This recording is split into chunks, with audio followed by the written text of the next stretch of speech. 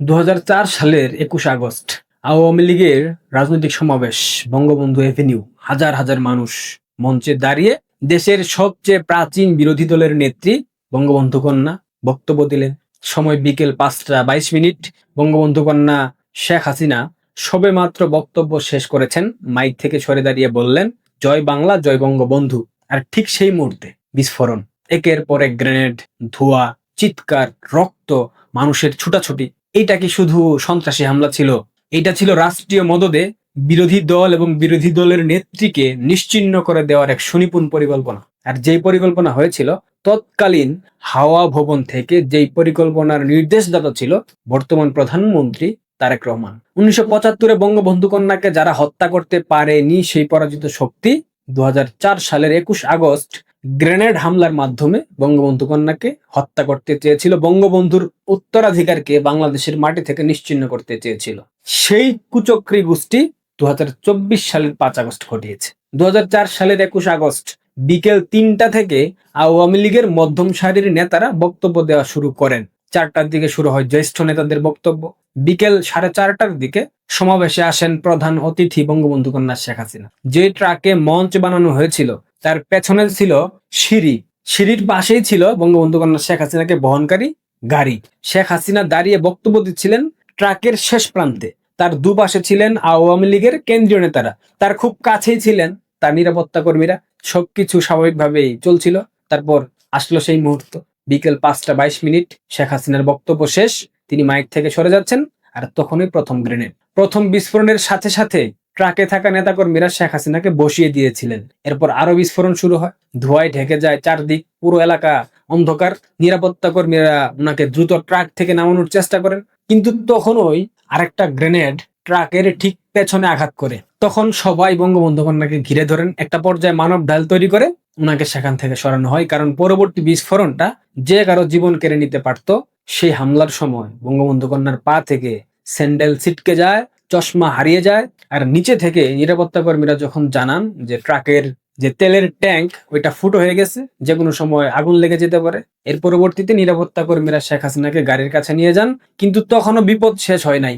গাড়ির চারদিকে গুলি ছোড়া হয়, গ্রেনেড ছোড়া হয়, চাকায় গুলি করা হয়। তৎকালীন সময়ে দেহরক্ষী মাহবুব গুলিবিদ্ধ হন এবং নিহত হন ঘটনাস্থলে। কিন্তু গাড়ির সুরক্ষা ব্যবস্থা এবং চালকের দক্ষতার কারণে বঙ্গবন্ধু কন্যা শেখ হাসিনা সেদিন বেঁচে যান। তাকে নিরাপদে সুধা সদনে নিয়ে যাওয়া সম্ভব হয়েছিল। গাড়িতে তখনও গুলির দাগ, প্রিন্টারের চিহ্ন, চাকা পাংচার। একটা গাড়ি সেদিন বঙ্গবন্ধু কন্যার প্রাণ বাঁচিয়েছিল। সেই গাড়ি বঙ্গবন্ধু কন্যার আশ্রয় হয়ে গিয়েছিল। কিন্তু এত কিছুর পরেও শেখ হাসিনা তখন ঘটনাস্থল ছাড়তে চান নাই, কারণ উনার সামনে অসংখ্য মানুষ আহত অবস্থায় পড়েছিল, লাশ পড়েছিল। রক্তাক্ত নেতাকর্মী যারা তার বক্তব্য শুনতে এসেছিল তাদের অনেকেই তখন হাসপাতালের পথে, কেউ রিকশায়, কেউ বেবি ট্যাক্সিতে, কেউ ভ্যানে। হামলার পর বঙ্গবন্ধু এভিনিউয়ে যান চলাচল বন্ধ হয়ে গিয়েছিল। হাসপাতালে নেওয়ার মতো পর্যাপ্ত অ্যাম্বুলেন্স ছিল না। ইভেন হসপিটালে যাদের ট্রিটমেন্ট না দেওয়া হয় সেজন্য বিএনপির একাধিক শীর্ষ পর্যায়ের নেতা চিকিৎসকদেরকে ফোন করে হুমকি দিয়েছিল। হাইরে রাজনীতি! একটা রাজনৈতিক সমাবেশ মুহূর্তের মধ্যে মৃত্যুর মিছিল বানিয়ে সেখানে 16 জন মানুষকে হত্যা করা হলো। পরবর্তীতে আইভি রহমান সহ আরো অনেকেই মারা গেলেন।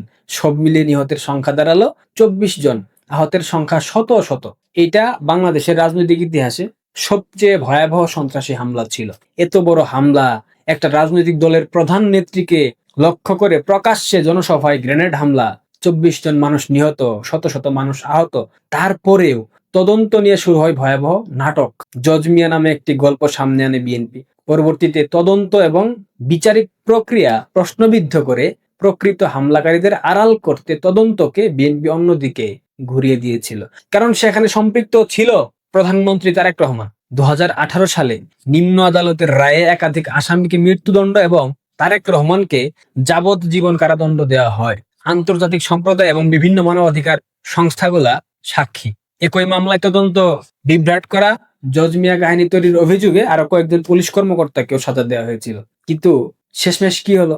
2024 সালের 1 ডিসেম্বর সুদি ইউনূসের অন্তর্বর্তীকালীন সরকার অবৈধভাবে ক্ষমতা প্রয়োগ করে হাইকোর্টের মাধ্যমে নিম্ন আদালতের সেই রায় বাতিল করে মামলার সব আসামিকে খালাস দেওয়া হয়। মানে বাংলাদেশে 21 আগস্ট বইলা কিছু হয় নাই, এটা নাটক ছিল। অবশ্য বাপ ছেলের জন্য এটা করবে, খুব স্বাভাবিক, তাই না? ইউনূস তো তারেকের আব্বা লাগে, জানেন না? আদালত নিম্ন আদালতের বিচার প্রক্রিয়ার ভিত্তি হওয়া সম্পর্ক অভিযোগপত্রকে অবৈধ এবং আইনগতভাবে অকার্যকর বলে উল্লেখ করলো। আদালত বলল 21 আগস্ট বাংলাদেশে কিচ্ছু হয় নাই, এগুলো সব নাটক ছিল। মানে চিন্তা করা যায়। এরপর 2025 সালের 4 সেপ্টেম্বর আপিল বিভাগও হাইকোর্টের যে খালাসের সিদ্ধান্ত এটাকে বহাল রাখে। হাইরে বিচার বিভাগ। 2018 সালের রায়ে যেই কুলাঙ্গারের যাবজ্জীবন কারাদণ্ড হয়েছিল, সেই কুলাঙ্গার আজকে বাংলাদেশের প্রধানমন্ত্রী। বিচার বিভাগের মাইরে বাপ কইরা ছাইরা দিছে ইউনূস, এরপর ছাড়তেছে তারেক রহমান। 2004 সালের 21 আগস্টের বিস্ফোরণ শুধু মানুষের দেহকে ক্ষতবিক্ষত করে নাই, এইটা বাংলাদেশের রাজনীতির বিশ্বাসকে বিস্ফোরিত করেছিল। বাংলাদেশের রাজনীতিতে ক্ষমতার মেরুকরণ ঠিক সেই সময় হয়েছিল।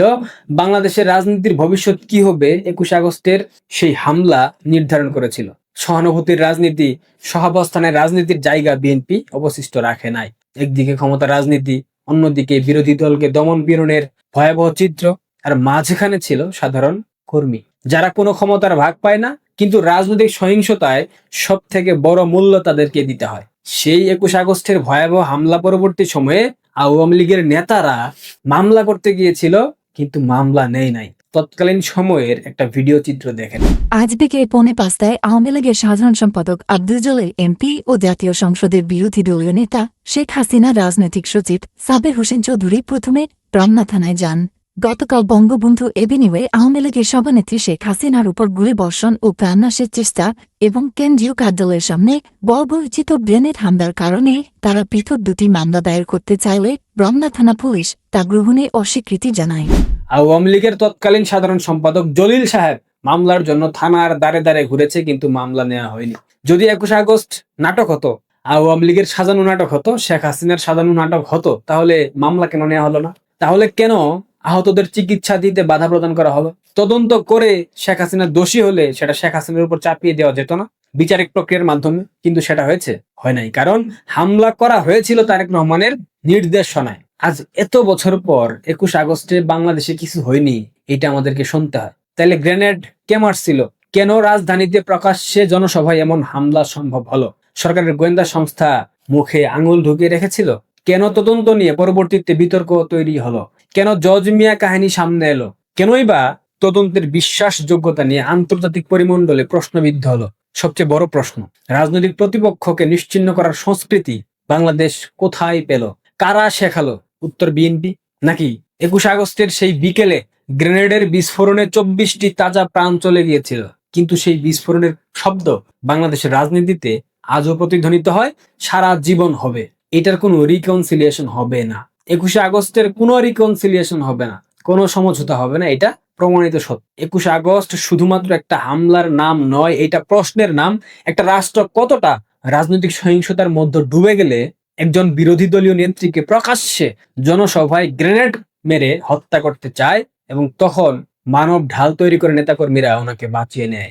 বিএনপির ক্ষমতার লড়াই মানুষের জীবনের চেয়েও বড়, এটা আমরা বারবার দেখেছি। 75-এর 15ই আগস্ট জিয়া সেটার প্রমাণ করেছে, 2004-এর 21 আগস্ট খালেদা প্রমাণ করেছে, আর সবশেষ 24-এর 5 আগস্ট জঙ্গি আন্দোলনের মাস্টার মাইন্ড জিয়ার পুত্র, কুখ্যাত পুত্র তারেক্কা সেটা প্রমাণ করে দিয়েছে। ক্ষমতার সিঁড়িতে ওঠার জন্য যত লাশ প্রয়োজন, লাশ ফেলে দাও, এটা বিএনপির রাজনৈতিক সংস্কৃতি। কিন্তু একটা কথা মাথায় রাখা উচিত, ইতিহাস একদিন সব পাওনা মিটিয়ে দেবে। এটা হুমকি না, এটা রাজনৈতিক বাস্তবতা। 21 আগস্ট নিহতদের প্রতি গভীর শ্রদ্ধা জানাচ্ছি। ভালো থাকবেন, ধন্যবাদ।